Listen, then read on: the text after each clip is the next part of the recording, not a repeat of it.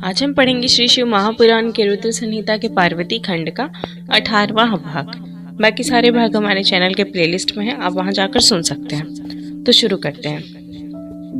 भगवान शंकर का जटिल तपस्वी ब्राह्मण के रूप में पार्वती के आश्रम पर जाना, उनसे सत्कृत हो उनकी तपस्या का कारण पूछना तथा पार्वती जी का अपनी सखी विजया से सब कुछ कहलाना। ब्रह्मा जी कहते हैं, नारद, उन सप्त ऋषियों के अपने लोक में चले जाने पर सुंदर लीला करने वाले साक्षात भगवान शंकर ने देवी के तप की परीक्षा लेने का विचार किया। वे मन ही मन पार्वती से बहुत संतुष्ट थे। परीक्षा के ही बहाने पार्वती जी को देखने के लिए जटाधारी तपस्वी का रूप धारण करके भगवान शंभु उनके वन में गए। अपने तेज से प्रकाशमान अत्यंत बूढ़े ब्राह्मण का रूप धारण करके प्रसन्नचित हो वे दंड और छत्र लिए वहां से प्रस्थित हुए। आश्रम में पहुंचकर उन्होंने देखा देवी शिवा सखियों से घिरी हुई वेदी पर बैठी हैं और चंद्रमा की विशुद्ध कला सी प्रतीत होती हैं। ब्रह्मचारी का स्वरूप धारण किए भक्त वत्सल शंभु पार्वती देवी को देखकर प्रीति पूर्वक उनके पास गए। उन अद्भुत तेजस्वी ब्राह्मण देवता को आया देख उस समय देवी शिवा ने समस्त पूजन सामग्रियों द्वारा उनकी पूजा की। जब उनका भली भांति सत्कार हो गया, सामग्रियों द्वारा उनकी पूजा संपन्न कर ली गई, तब पार्वती ने बड़ी प्रसन्नता और प्रेम के साथ उन ब्राह्मण देव से आदर पूर्वक कुशल समाचार पूछा। पार्वती बोली, ब्रह्मचारी का स्वरूप धारण करके आए हुए आप कौन हैं और कहां से पधारे हैं? वेद वेत्ताओं में श्रेष्ठ विप्रवर, आप अपने तेज से इस वन को प्रकाशित कर रहे हैं। मैंने जो कुछ पूछा है उसे बताइए। ब्राह्मण ने कहा, मैं इच्छानुसार विचरने वाला वृद्ध ब्राह्मण हूँ। पवित्र बुद्धि तपस्वी, दूसरों को सुख देने वाला और परोपकारी हूँ, इसमें संशय नहीं है। तुम कौन हो, किसकी पुत्री हो और इस निर्जन वन में किस लिए ऐसी तपस्या कर रही हो, जो पंजे के बल पर खड़े हो तप करने वाले मनुष्यों के लिए भी दुर्लभ है? तुम न बालिका हो न वृद्धा ही हो, सुंदरी तरुणी जान पड़ती हो, फिर किस लिए पति के बिना इस वन में आकर कठोर तपस्या करती हो? भद्रे, क्या तुम किसी तपस्वी की सहचारिणी तपस्विनी हो? देवी, क्या वह तपस्वी तुम्हारा पालन पोषण नहीं करता जो तुम्हें छोड़कर अत्यंत्र चला गया है? बोलो, तुम किसके कुल में उत्पन्न हुई हो? तुम्हारे पिता कौन हैं और तुम्हारा नाम क्या है? तुम महासौभाग्य स्वरूपा जान पड़ती हो। तुम्हारा तपस्या में अनुराग व्यर्थ है। क्या तुम वेद माता गायत्री हो, लक्ष्मी हो, अथवा क्या सुंदर रूप वाली सरस्वती हो? इन तीनों में तुम कौन हो, यह मैं अनुमान से निश्चय नहीं कर पाता। पार्वती बोली, विप्रवर, न तो वेद माता गायत्री हूँ, न लक्ष्मी हूँ और न सरस्वती हूँ। इस समय मैं हिमाचल की पुत्री हूँ और मेरा नाम पार्वती है। पूर्व काल में, इससे पहले के जन्म में, मैं प्रजापति दक्ष की पुत्री थी। उस समय मेरा नाम सती था। एक दिन पिता ने मेरे पति की निंदा की थी, जिससे कुपित हो मैंने योग के द्वारा शरीर को त्याग दिया था। इस जन्म में भी भगवान शिव मुझे मिल गए थे, परंतु भाग्यवश काम को भस्म करके वे मुझे भी छोड़कर चले गए।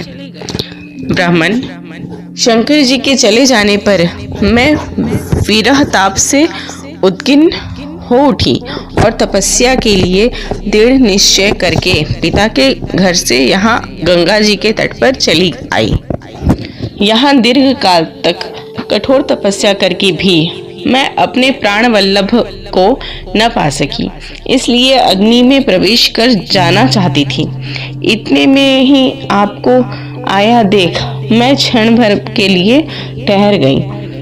अब आप जाइए, मैं अग्नि में प्रवेश करूंगी, क्योंकि भगवान शिव ने मुझे स्वीकार नहीं किया है। किंतु जहां जहां मैं जन्म लूंगी वहां वहां शिव का ही पति रूप में वरण करूंगी। ब्रह्मा जी कहते हैं, नारद, ऐसा कहकर पार्वती उन ब्राह्मण देवता के सामने ही अग्नि में समा गई। यद्यपि ब्राह्मण देव सामने से उन्हें बारंबार ऐसा करने से रोक रहे थे। अग्नि में प्रवेश करती हुई पर्वत राजकुमारी पार्वती की तपस्या के प्रभाव से वह आग उसी क्षण चंदन पंख के समान शीतल हो गया। क्षण भर उस आग के भीतर रहकर जब पार्वती आकाश में ऊपर की ओर उठने लगी, तब ब्राह्मण रूपधारी शिव ने सहसा हंसते हुए उनसे पुनः पूछा, अहो भद्रे, तुम्हारा तप क्या है? यह कुछ भी मेरी समझ में नहीं आया। इधर अग्नि से तुम्हारा शरीर नहीं जला, यह तो तपस्या की सफलता का सूचक है, परंतु अब तक तुम्हें अपना मनोरथ प्राप्त नहीं हुआ, इससे उसकी विफलता प्रकट होती है।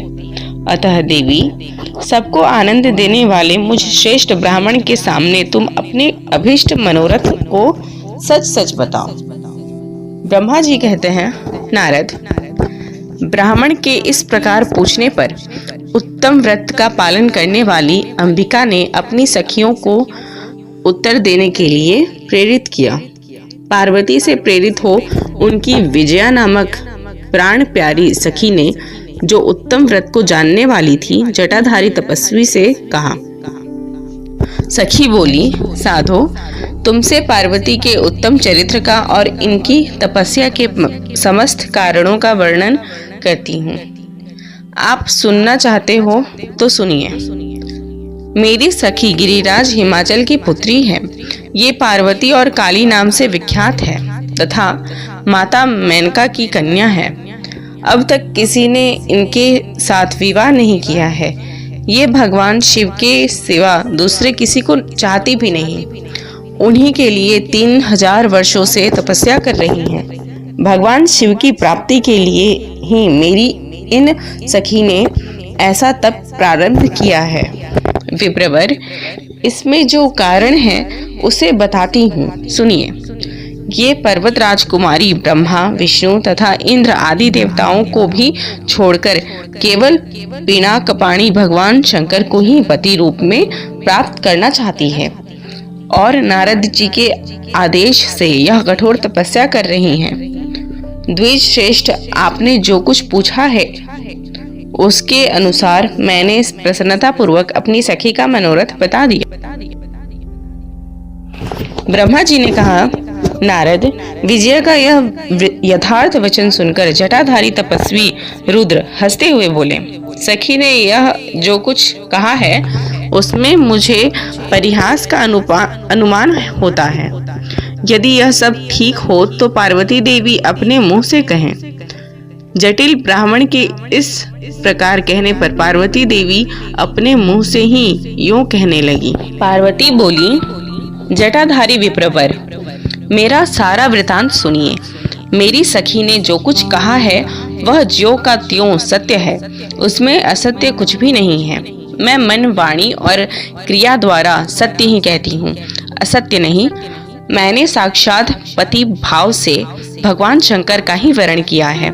यद्यपि जानती हूँ वह दुर्लभ वस्तु भला मुझे कैसे प्राप्त हो सकती है, तथापि मन की उत्कंठा से विवश हो मैं तपस्या कर रही हूँ।